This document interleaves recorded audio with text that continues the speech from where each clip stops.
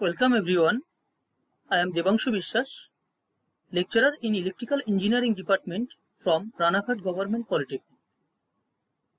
এই ভিডিওটিতে আমি diploma in electrical engineering third সেমিস্টারের একটি সাবজেক্ট ইলেকট্রিক্যাল সার্কিট অ্যান্ড নেটওয়ার্কের ইউনিট 2 এর কয়েকটি সাব টপিক আলোচনা করতে চলেছি, যেগুলো হলো active power, reactive power, apparent power, power triangle and complex power.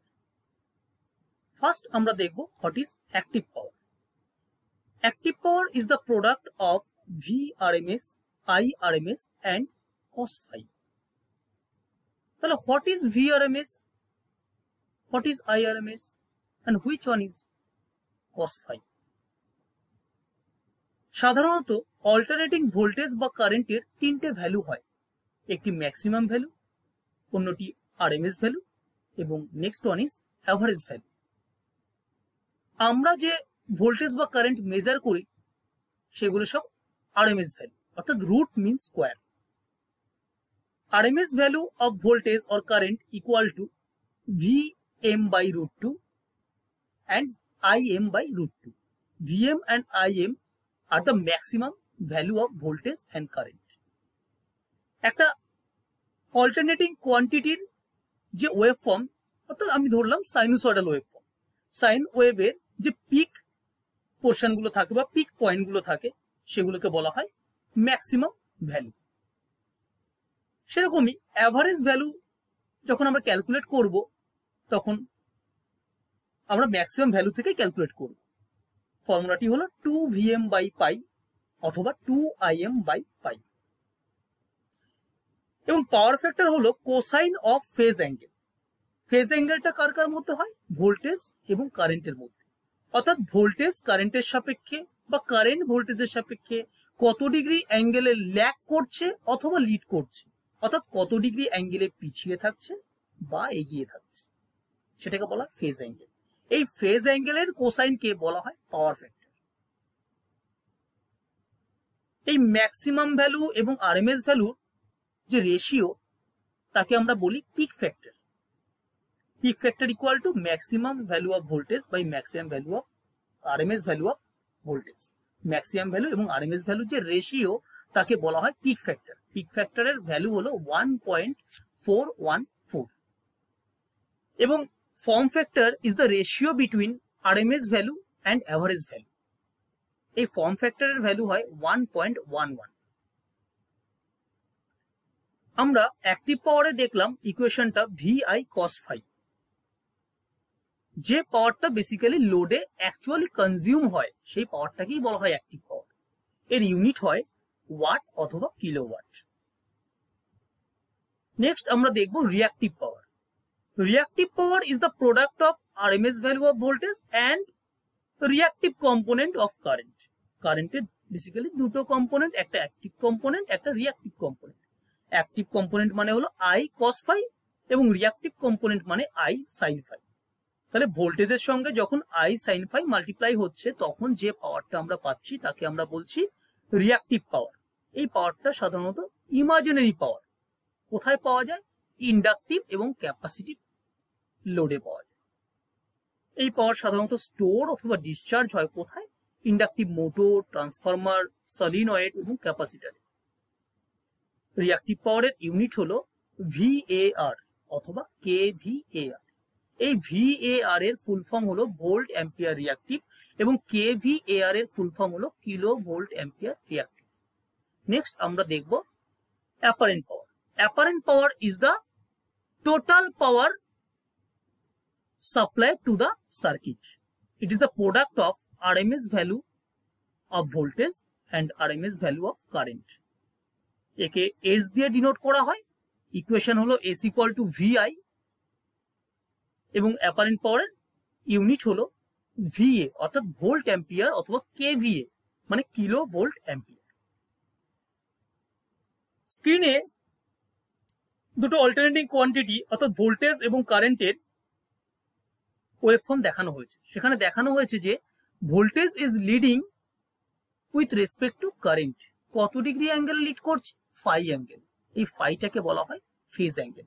পাশে একটা ফেজর ডায়াগ্রাম দেখানো হয়েছে। ফেজর ডায়াগ্রাম মানে কি, যেখানে ভোল্টেজ এবং কারেন্টের মধ্যে যে ফেজ অ্যাঙ্গেল সেটাকে একটা ডায়াগ্রামের মাধ্যমে রিপ্রেজেন্ট করা, যেখানে আইটাকে রেফারেন্সে নেওয়া হয়েছে এবং সেখানে দেখতে পাচ্ছি ভোল্টেজটা কারেন্টের সাপেক্ষে লিড করছে, অর্থাৎ ওপরে আছে কত ডিগ্রি অ্যাঙ্গেলে, ফাই অ্যাঙ্গেল।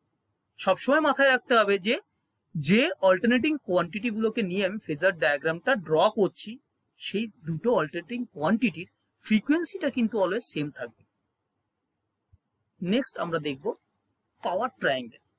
পাওয়ার ট্রায়াঙ্গেল হলো বেসিক্যালি একটা right angle triangle. Right angle ট্রায়াঙ্গেলে কি কি থাকে? বেস থাকে, হাইট থাকে, হাইপোটেনিউজ থাকে। আমরা জানি যে অ্যাক্টিভ পাওয়ার অলওয়েজ পজিটিভ হয়, তাই রাইট অ্যাঙ্গেল ট্রায়াঙ্গেলের বেসে অ্যাক্টিভ পাওয়ারকে রিপ্রেজেন্ট করা হয়েছে এবং হাইটে রিপ্রেজেন্ট করা হয়েছে কাকে? রিঅ্যাক্টিভ পাওয়ার। কারণ রিঅ্যাক্টিভ পাওয়ার কখনো পজিটিভ হয়, কখনো নেগেটিভ হয়, এবং অ্যাপারেন্ট পাওয়ার সবসময় থাকবে কোথায়? হাইপোটেনিউজ, অর্থাৎ অতিভুজে। তাহলে অতিভুজ স্কোয়ার ইকুয়াল টু আমরা কি জানি? লম্ব স্কোয়ার প্লাস ভূমি স্কোয়ার। তাহলে S square equal to P square plus Q square. Ultimate S equal to আমরা কত পাবো? Root over P square plus Q square. আবার আমরা জানি যে কস ফাই ইকুয়াল টু কি হয়? ভূমি বাই অতিভুজ, অর্থাৎ বেস বাই হাইপোটেনিউজ। বেসে কে আছে এখানে? ভিআই কস ফাই, অর্থাৎ কে ডাব্লিউ, এবং অতিভুজে আছে অ্যাপারেন্ট পাওয়ার অর্থাৎ কেভিএ। তাই কিলোওয়াট এবং কেভিএ এর যে রেশিও তাকে বলা হয় পাওয়ার ফ্যাক্টর। নেক্সট দেখবো আমরা complex power. Complex power is the complex sum of active component and reactive component of power, অর্থাৎ S equal to P plus J Q. S যেহেতু একটা কমপ্লেক্স নাম্বারকে রিপ্রেজেন্ট করা হচ্ছে, যেখানে থাকবে একটা real number, another one is imaginary number, যার magnitude এবং অ্যাঙ্গেল দুটোই থাকে। তাহলে আমাদের কমপ্লেক্স পাওয়ারেরও সেম ভাবে একটা ম্যাগনিটিউড থাকবে এবং একটা ফেজ অ্যাঙ্গেল থাকবে। How can we determine the magnitude and phase angle? Same like as complex number. Complex নাম্বারের ম্যাগনিটিউড যখন আমরা বার করি রুট ওভার রিয়েল নাম্বার তার স্কোয়ার প্লাস ইমাজিনারি নাম্বার তার স্কোয়ার করি, সেম ভাবে এক্ষেত্রেও S equal to root over P square plus Q square. Modulus of S equal to root over P square plus Q square, এটা magnitude. এবং phase angle কিভাবে determine করব? Theta equal to tan inverse Q by P.